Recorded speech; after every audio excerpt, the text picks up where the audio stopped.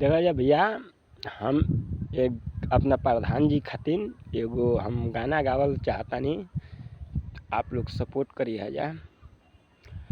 अरे कैसे विकास होई गौवा के आस होई ये तो सभे कहता।